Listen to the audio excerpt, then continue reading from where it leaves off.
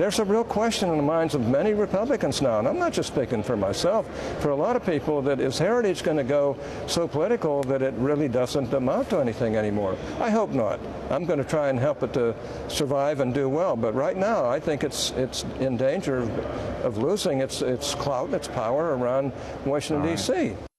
That was Utah Republican Senator Orrin Hatch expressing his frustration and a little bit of a not-so-veiled threat with the evolution of the Heritage Foundation, the once fairly staid conservative think tank that has transformed itself in the last few years into the war room of the Tea Party right and has engineered one disaster after another for the country and the Republican Party.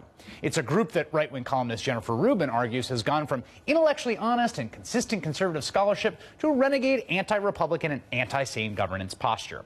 The public face of this transformation has been this man, Jim DeMint, the hardline warrior for Tea Party purity who abandoned his Senate seat. The guy was a sitting senator at the start of the year to go and become the group's president. Perhaps just as important has been this guy, Mike Needham, the 31-year-old CEO of Heritage Action, the Koch brothers-backed activist branch of the Heritage Foundation. Even more than Ted Cruz, who was featured on Heritage Action's Defund Obamacare tour in August, Needham and his group were the driving force behind the Defund Obamacare at Any Cost strategy that brought about the government shutdown debacle. This, in spite of the fact that, as he admitted, as the shutdown was finally ending, Needham always knew it was doomed. With a Democrat in the White House and Harry Reid with the majority in the Senate, what can you do? Well, everybody understands that we're not going to be able to repeal this law until 2017 and that we have to win the Senate and we have to win the White House. Everybody understands. As you might imagine, Republican staffers who've been told by Needham to jump off a cliff weren't too happy with his blasé acknowledgement of the obvious. And now the knives are out. A nasty little civil war is brewing inside the conservative movement that Julia Ioffe details in an amazing new article in the New Republic. One House aide told Julia that, quote, if Nancy Pelosi could write an anonymous check to Heritage Action, she would. Another GOP staffer said the Republicans see the group as willing to drive a truck off a cliff, but with no purpose. As a reminder of how it flexes its muscles, just today, Heritage Action pressured GOP lawmakers to oppose President Obama's nominee to run the Federal Reserve, meaning anyone who votes for Janet Yellen will be scored by the group as traitors and invite a possible primary challenge. And joining me now is Julia Ioffe, senior editor at The New Republic, who wrote that piece about the Heritage Foundation. It appears online and in the current issue of the magazine.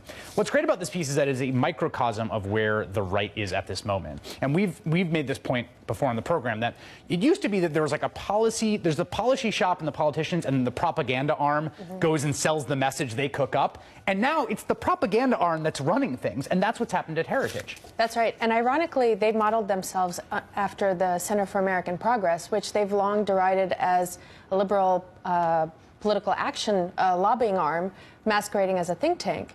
And they saw themselves get out-muscled by Cap on the Hill during the healthcare fight. And they said, why aren't we doing this? And then Citizens United happened, the Tea Party happened, and they decided, you know, we should take advantage of this moment and become like them. I am amazed at their influence, both in the influence they have with members of Congress, the sort of bullying that Heritage Action has pulled off successfully. They're an $82 million, I mean, this is a huge operation. They have real, genuine power and clout.